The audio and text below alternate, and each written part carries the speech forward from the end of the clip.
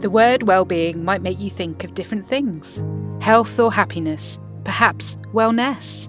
Is it yoga, meditation, self-care, or working less? Well-being doesn't have a universal definition across time, place, or people, whether that's you or me, scientists or philosophers. Centuries of philosophical inquiry have failed to result in agreement about what the good life is, according to one of today's happiness experts. But how do we know what well-being is? This is often a case of imagining, studying, or measuring. Philosophy and religion are all about theories of well-being, whether that's how to create a good society for us to live in, how one goes about creating a good life for ourselves, or indeed, how we feel well-being. Aristotle was a philosopher in ancient Greece. He imagined the good life as striving for happiness, believing well-being meant having purpose. We grow into it, he said, like a sapling into a tree. Epicurus learnt from Aristotle, but he told people the source of happiness and well-being was pleasure rather than purpose. This gave him a bad name, literally, hedone, the ancient Greek word for pleasure.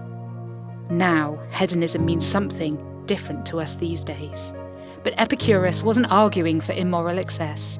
He argued for simple pleasures, like being with friends and quiet contemplation.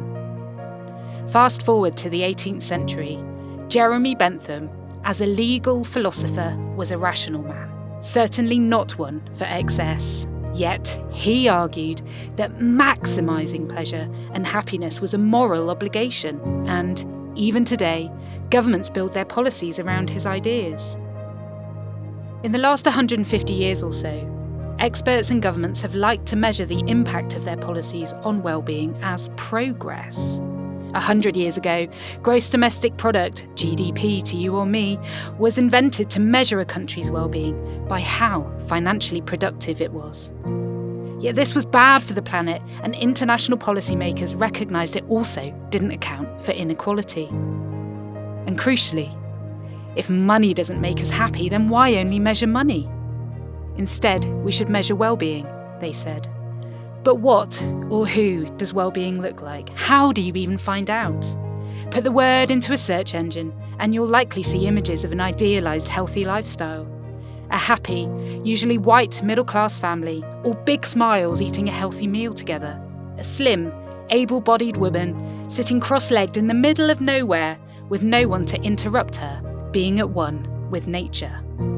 Government messaging in COVID-19 was watch less telly and go for a walk or a run. But what if you can't because you're a single mum with 3 kids, or you work long shifts delivering packages, or in a hospital? What if you can't walk, at least in the way the images show you? How does it feel being told that the best thing for your mental health is to do the very thing you can't, or in the way that you can't? Being told what looks healthy or who has a good life can be bad for your well-being. Remember, the experts don't always know more than you. Looking after your own well-being often feels like a solo journey, but across the world, different people value different qualities of life. In Denmark, the idea of hygge is often sold as picture books in cosy settings, but it roughly means a warm feeling you get from enjoying the good things in life with good people. Buen Vivir imagines a way of living in communities, in unity with your surroundings, and is a centuries-old idea of the Quechua people that endures today. In 1972, the King of Bhutan decided to focus on gross national happiness as the aim of progress. He announced that national policy would focus on similar qualities of life as the Quechua. It's often forgotten the Bhutanese invented measuring national well-being long before the West.